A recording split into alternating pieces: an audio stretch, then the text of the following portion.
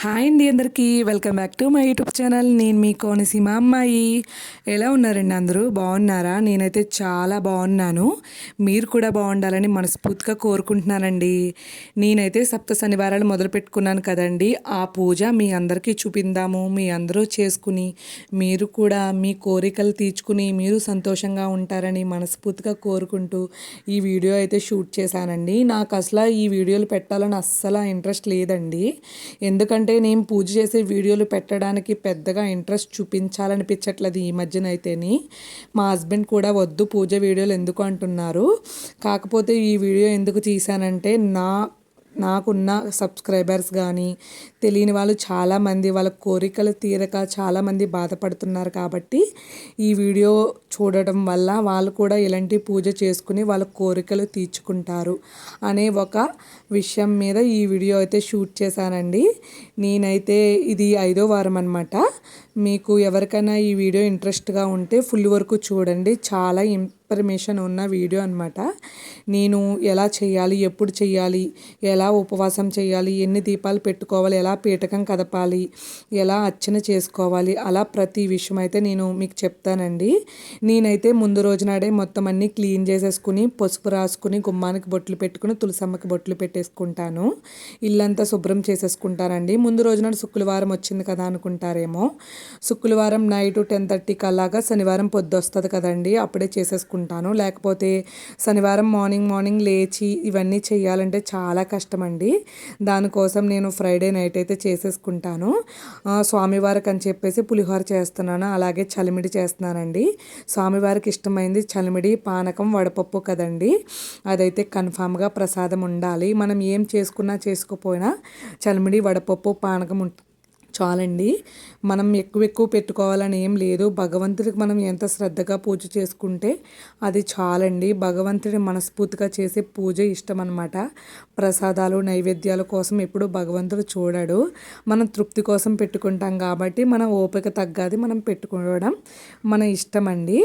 అలాగే నేనైతే పీఠకం అయితే ముందు రోజు నాడే పీట అయితే నేను పూజ చేసి పీట ఉంటుంది కదండి, ఆ పీట అయితే ముందు రోజు నాడే క్లీన్ చేసుకుని పక్కన పెట్టేసుకుంటాను. ఇంకా శనివారం మార్నింగ్ 3:30, 4 కల్లా లెగుస్తాను. లేచిన తర్వాత స్నానం చేసి వచ్చిన తర్వాత తులసమ్మ దగ్గర పూజ, నిత్య పూజ, గుమ్మం దగ్గర పూజ చేసేసుకున్న తర్వాత ఇంకా పిండి దీపాలు చేసుకుంటానండి. పిండి దీపాలు ఎలా చేసుకుంటానంటే వీడియో తీసాను కానీ మిస్ అయిపోయిందండి. పిండి వేసుకున్న తర్వాత ఆవు నెయ్యి, ఆవు పాలు, బెల్లం, అలాగే కొంచెం బనానా ఉంటుంది కదండి, బనానా. మీ దగ్గర ఆవు పాలు లేకపోయినా బనానా లేకపోయినా పర్లేదండి. మీరు జస్ట్ ఆవు నెయ్యి అలాగే బెల్లం వేసుకుని దీపాలు అయితే కలిపేసుకోండి. చపాతీ పిండి ఎలా కలుపుకుంటాం అలా కలిపేసుకుని నామాలు పెట్టేసుకుని పక్కన పెట్టేసుకోండి. అవి వెంకటేశ్వర స్వామికి ఎక్కువగా అయ్యేవారికి ఇష్టమైంది ఏంటంటే చలిమిడి దీపాలు, అలాగే కొబ్బరికాయ, అంటుపళ్ళు ఉంటే చాలండి. స్వామివారికి పెద్ద పెద్ద నైవేద్యాలు అలా ఏం పెట్టక్కర్లేదు. కాకపోతే పెట్టే ప్రసాదంలో 7 అట్టుపళ్ళు కానీ అలాగే 7 ద్రాక్ష పళ్ళు అలా పెట్టుకుంటే చాలా మంచిదండి. నేనైతే 7 ద్రాక్ష పళ్ళు పెట్టుకుంటాను. 7 అట్టుపళ్ళు ఒక వారం పెట్టుకున్నాను. 7 కమలాబలాకాయలు అలా మీకు స్తోమత తగ్గది పెట్టుకోండి. అలా పెట్టుకోమని చెప్పేసి అన్నీ పెట్టుకోకండి. చాలామంది లేని వాళ్ళు ఉంటారు, మధ్యతరగతి వాళ్ళు అలాగే ఉంటారు కదండి. వాళ్ళందరూ కూడా చేసుకోగలిగే పూజ అనమాట మంది. చాలా సింపుల్గా ఈజీగా చేసుకోవచ్చండి. అయ్యేవారికి ఇష్టమైంది చలిమిడి దీపాలేనండి మెయిన్. ఆ దీపాలకే ఎక్కువ ఇంపార్టెన్స్ ఇస్తారనమాట. వెంకటేశ్వర స్వామి అలంకార ప్రియుడు కదండి, అందుకని చెప్పేసి అలంకారానికి ఎక్కువ ఇంపార్టెన్స్ ఇవ్వాలన్నమాట మనం. అందుకని చెప్పేసి మీరు తులసి దళాలతో మాలైతే కట్టుకోండి. మనకి శనివారం పూజ కాబట్టి శుక్రవారం తులసాకు కొయ్యకూడదు కాబట్టి అలాగే మీరు గురువారం తులసి ఆకు కోసుకుని తెచ్చుకుని మాల కట్టుకుని ఫ్రిడ్జ్లో పెట్టేసుకుంటే శనివారం పూజకి ఈజీగా ఉంటుంది అనమాట. అలా అని చెప్పేసి మాలే కట్టుకోవాలని ఏం లేదండి. వెంకటేశ్వర స్వామికి ఒక్క తులసి దళం పెట్టినా చాలండి. చాలామంది సిటీస్లో ఉంటారు కాబట్టి ఎక్కువ తులసి దళం దొరకదు, అలాగే పల్లెటూరులో ఉన్న వాళ్ళకైతే దొరుకుతుంది. అలా అని చెప్పేసి మీరేమి డిసప్పాయింట్ అవ్వకండి. మీకు ఎంత దొరికితే అంత ఒక్కటైనా చిన్న దళమైన వెంకటేశ్వర స్వామికి పెట్టుకుండి మీ దగ్గర ఉన్న పువ్వులతో అయితే పూజ అయితే చేసుకోండి. నేనైతే 7 దీపాలు పెట్టుకున్నాను కదండి. 7 దీపాల్లో 7 ఒత్తులు వేసుకోవాలండి. 7 ఒత్తులు వేసుకుని 7 దీపాలకి 7 పువ్వులు పెట్టి అలాగే బొట్టు పెట్టి అలాగే అక్షంతలు పెట్టి దీపారాధన అయితే చేసుకోవాలండి. నేనైతే మొత్తం అంతా నువ్వుల నూనెతో చేసుకున్నాను. ఎందుకంటే వెంకటేశ్వర స్వామికి శనీశ్వరుడికి ఉన్న బంధం అనమాట. వెంకటేశ్వర స్వామిని పూజిస్తే శనీశ్వరుడు దయ మనకు ఉంటుందని ఒక నమ్మకము. వెంకటేశ్వర స్వామి శనీశ్వరుడికి ఇచ్చిన వరం అనమాట. ఎవరైతే నా పూజ చేసి నన్ను పూజిస్తారో వాళ్ళని నువ్వు బాధ పెట్టకూడదని చెప్పేసి శనీశ్వరుడికి మాట అయితే ఇస్తారనమాట.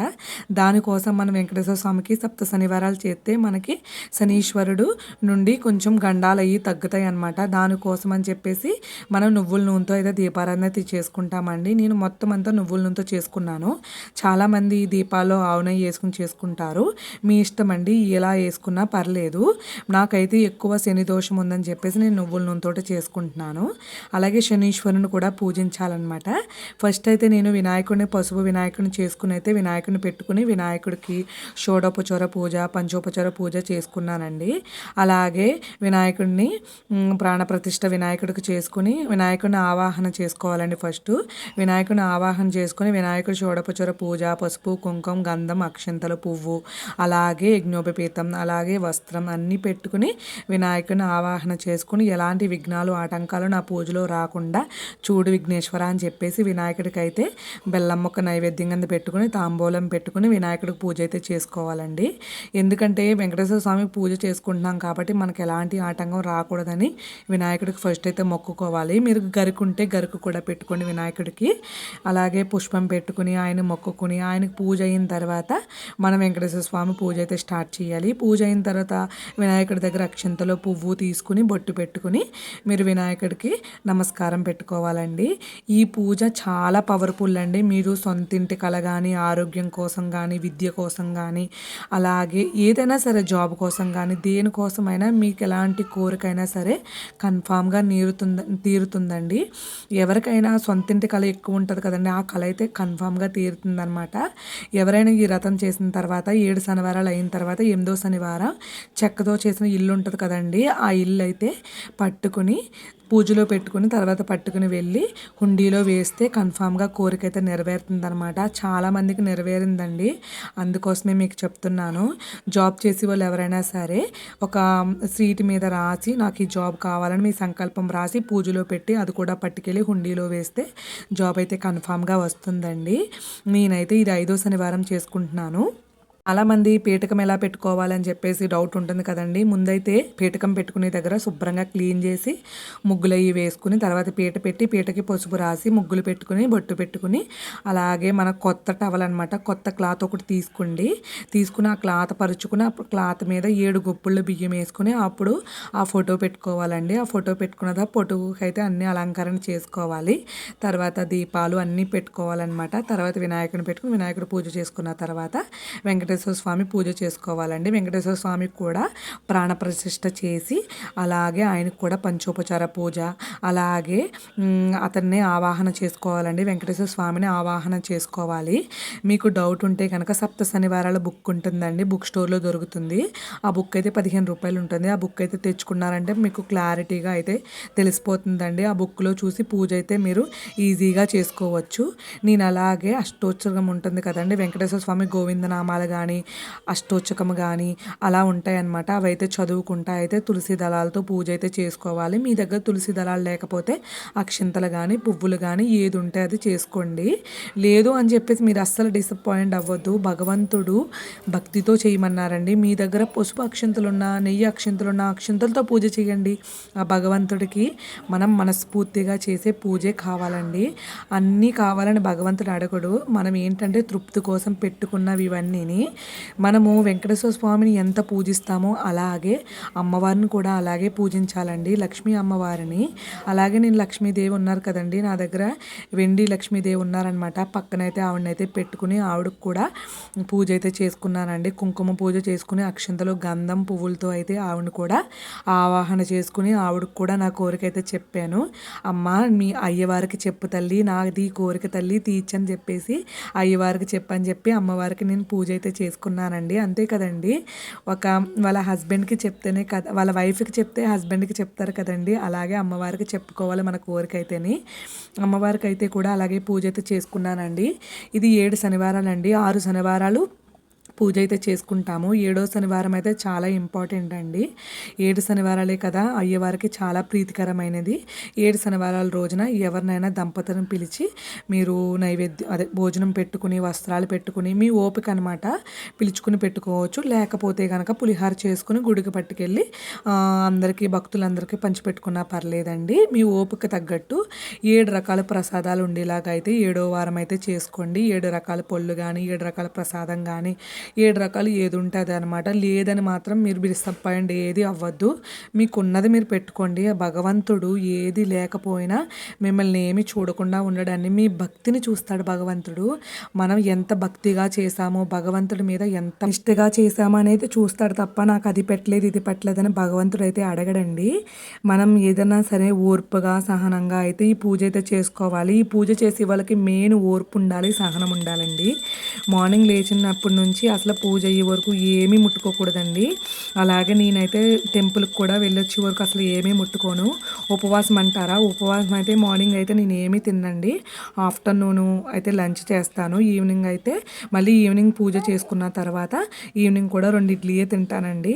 అలా చేసుకుంటానమాట. పీఠకం ఎప్పుడు ఎత్తాలంటారా, నేను పూజ అయిపోయిన తర్వాత ఆవు పాలతో అయితే మొత్తం అంతా జిమ్మేసి 3 సార్లు అయితే కదిపేసుకుంటానండి. కదిపిన తర్వాత మర్లాడైతే మళ్ళీ నైట్ కూడా పూజ చేసుకోవాలి కదండి. నైట్ కూడా పూజ చేసుకుని ఎంతో కొంత నైవేద్యం చేసుకున్న, మీ దగ్గర ఏదన్నా పండున్నా ఏదైనా పెట్టుకుని నైట్ కూడా పూజ చేసుకుని దీపారాధన చేసుకున్న తర్వాత మార్నింగ్ అయితే రేపు మార్నింగ్ స్నానం చేసి మళ్ళీ హారతి ఇచ్చి అప్పుడైతే నేను పీఠకం అయ్యి ఎత్తేస్తానండి. పిండి దీపాలు అయితే నేను పూజ అయిపోయిన తర్వాత ఆఫ్టర్నూన్కే తీసేసుకుంటాను. ఈవినింగ్ అవ్వకుండా తీసేసుకుంటాను.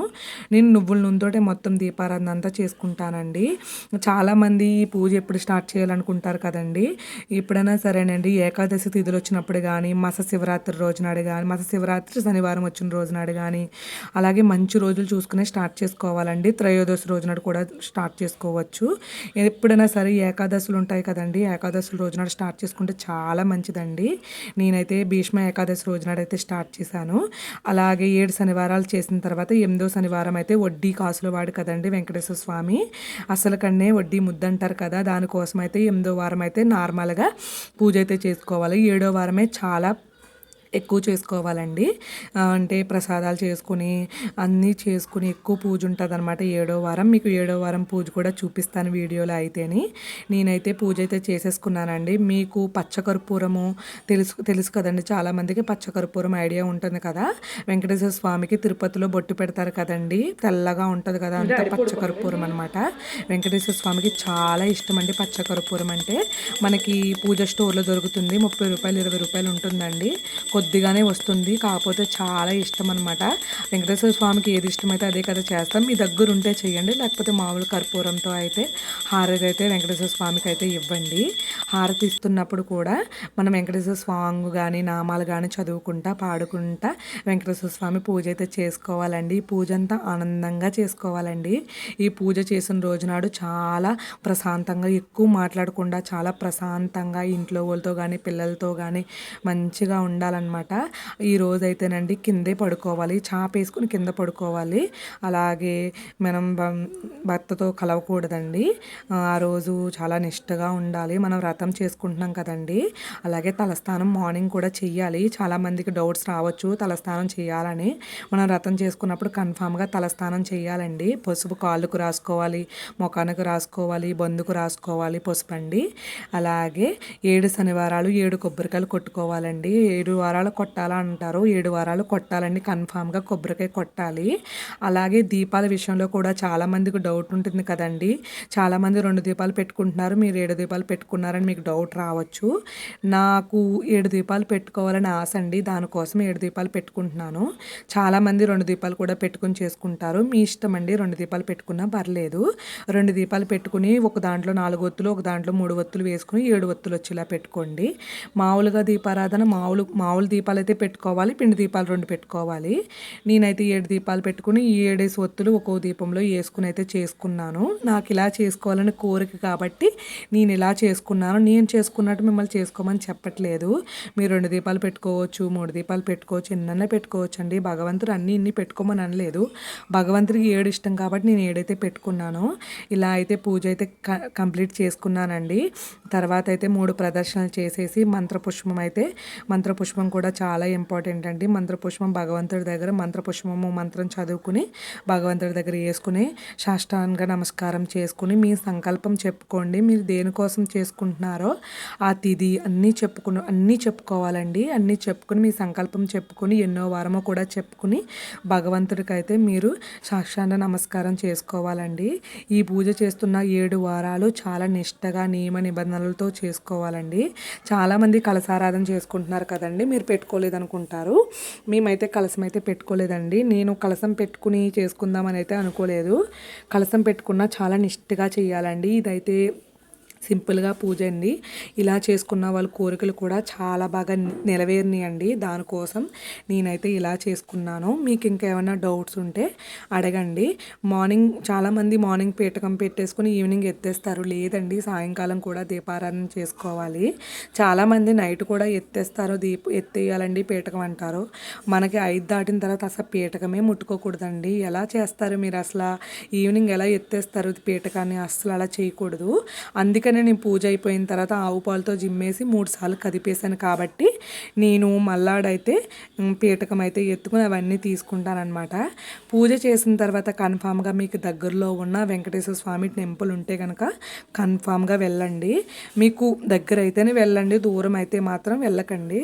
నాకు దగ్గరగా ఉంది కాబట్టి పిల్లల్ని స్కూల్కి పంపేసి నేను ఒక్కదాన్నే ఉన్నాను కాబట్టి నాకు తోచింది కాబట్టి నేను వెళ్ళాను. చిన్న పిల్లలతో ఉన్న వాళ్ళకి అవి కుదరదు కదండి. అలాంటి వాళ్ళు అయితే ఎక్కువ డేరింగ్ అయితే చేయకండి. నేనైతే ఇక్కడైతే 7 ప్రదక్షిణలు చేసుకుంటాను ప్రతి వారం. 7 ప్రదక్షిణలు చేసుకుని అలాగే అయ్యేవారికి అయితే పాలతో అభిషేకం అయితే చేసుకుంటారండి అందరూ అక్కడ వచ్చిన వాళ్ళు. నేను 7 శనివారాలు ఈ గుడికి వస్తానని మొక్కుకున్నాను అనమాట. అందుకు 7 శనివారాలు అక్కడ పూజ అయిపోయిన తర్వాత కన్ఫామ్గా వెంకటేశ్వర స్వామి గుడికి వచ్చి అక్కడ 7 శనివారాలు పూజ అయితే చేసుకున్నానని, వెంకటేశ్వర స్వామికి ఈ వారం చేసుకున్నానని చెప్పేసి ఆయనకైతే చెప్పి అక్కడ గోత్రనామాలన్నీ పంతులు గారు చదువుతారండి. అక్కడ అన్నీ చేయించుకుంటానమాట. అలాగే శనీశ్వరుడికి దీపం కూడా పెట్టుకుంటానండి. ప్రతి వారము శనీశ్వరుడికి దీపం అయితే పెట్టుకుని అగరబత్తులు వెలిగించుకుని అక్కడైతే దండం పెట్టుకుంటాను. దండం పెట్టుకున్న తర్వాత అలాగే శివయ్య కూడా ఉంటారండి. ఆ శివయ్య కూడా దండం పెట్టుకుని వస్తాను. మనం సాయంకాలం పూట శివుడికి పూజ చేసుకోవాలండి. ఇంట్లో పూజ చేసుకుంటాం కదండి. సాయంకాలం పూట మనం శివుడి సూత్రాలు చదువుకుంటే చాలా మంచిదండి. సాయంత్రం ఇంట్లో పూజ చేసుకుంటాం కదా, అప్పుడు చదువుకుంటే చాలా మంచిదనమాట. నేనైతే గుడి చుట్టూ తిరుగుతున్నానండి. 7 ప్రదక్షిణలు చేయాలి కదండి. 7 ప్రదక్షిణలు చేసేసి గుడి చుట్టూ తిరుగుతున్నాను. ఎంత బాగుంటుందంటే ఈ గుడి అయితే చాలా బాగుంటుందండి. నాది 5వ వారం కదండి, ఇంకో 2 వారాలు ఉన్నాయన్నమాట. ఈ 2 వారాలు ఇది ఎప్పుడో 5వ వారం తీసిన వీడియో, లేట్ అయిందండి, చాలా లేట్ అయిపోయింది ఈ వీడియో పెట్టడం. నా వీడియో కనుక మీకు నచ్చితే కనుక లైక్ చేయండి, అలాగే సబ్స్క్రైబ్ చేయండి, అలాగే మీ ఫ్రెండ్స్కి మీ ఫ్యామిలీ మెంబర్స్ అందరికీ షేర్ చేయండి. నేను కొత్తగా యూట్యూబ్ ఛానల్ పెట్టానండి. మేము కోనసీమ అనమాట మాది. నన్ను ఎంకరేజ్ చేసి ముందుకు తీసుకెళ్ళండి. అలాగే మీకు మంచి మంచి వీడియోస్ అయితే పెడతాను. పూజ వీడియోస్ కానీ అలాగే వ్లాగ్స్ కానీ అలాగే మంచి మంచి వీడియోస్ మీకైతే అందిస్తానండి. ఓకేనండి. ఇంకేంటండి, అలాగే సప్త శనివారాల పూజలో ఇంకా ఎవరికైనా డౌట్స్ అంటే అడగండి, మీకు డౌట్స్ అయితే క్లారిఫై చేస్తాను. చాలామంది క్లాత్ కొత్తదే వేసుకోవాలండి. 7 వారాలు ఆ క్లాతే వేసుకోవచ్చు. కొత్తగా కొనుక్కుని వేసుకోవాల్సిన అవసరం లేదు. 7 వారాలు అదే క్లాత్ వాష్ చేసుకుని వేసుకోవటమేనమాట. అక్కడ వేసిన దీపాలు అవి ఉంటాయి కదండి, ఇవైతే నువ్వుల నూనెతో వేసిన దీపాలు కాబట్టి ఆవుకైతే పెట్టకూడదు. ఏదైనా నదిలో కానీ లేకపోతే ఏదైనా చెట్టు మొదలు కానీ వేసేసుకోండి. ఆవుతో పెట్టిన దీపాలు అయితే ఆవు నెయ్యితో పెట్టిన దీపాలు అయితే మాత్రం ఆవుకు తినిపించేయచ్చు. ఈ పూజా సామాగ్రి అంతా ఇది ఉంటుంది కదండి, వాటర్లో వేసేయండి. లేకపోతే మీరు దగ్గరలో ఉన్న చెట్టు మొదలు అదే వెంకటేశ్వర స్వామి పుస్తకంలోని కథ ఉంటుందండి. కథ అయితే కన్ఫామ్గా చదువుకోవాలి. ఆ కథ కూడా చాలా ఇంపార్టెంట్ అండి. ఆ కథ చదువుకున్న తర్వాత ఆ పూజకి సంపూర్ణమైన పూజ కింద చెల్లుతుందనమాట. కథలో చాలా మంచి మంచి మెసేజ్ ఉంటుందండి. ఆ కథ అయితే చదువుకోండి. కలియుగ దైవం వెంకటేశ్వర స్వామి పూజ చేయాలంటే చాలా అదృష్టం ఉండాలండి. మీరు ఈ రోజు నుంచే మీ మనసులో అనుకోండి. మనం చెయ్యాలి అనుకుంటే కాదండి, మన సంకల్పం కూడా గట్టిగా ఉండాలి. మనం చెయ్యాలని పెట్టుకోవాలని నేనైతే 3 సంవత్సరాల నుంచి అనుకుంటున్నానండి. ఇప్పటికైతే నాకు భగవంతుడు దయ కరుణ కలిగించి ఇప్పటికైతే నేను స్టార్ట్ చేసుకున్నాను. ఎవరైతే కొత్తగా స్టార్ట్ చేయాలనుకున్నారో ఇప్పుడు వస్తున్నాయి కదండి ఏకాదశి తిథులు కానీ త్రయోదశి తిథులు కానీ వచ్చినప్పుడు అయితే స్టార్ట్ చేసుకోండి. అలాగే నా వీడియో నచ్చిన ప్రతి ఒక్కరూ లైక్ చేసి సబ్స్క్రైబ్ చేసి నా వీడియోని షేర్ చేయండి. ఓకేనండి, బాయ్ బాయ్ అండి.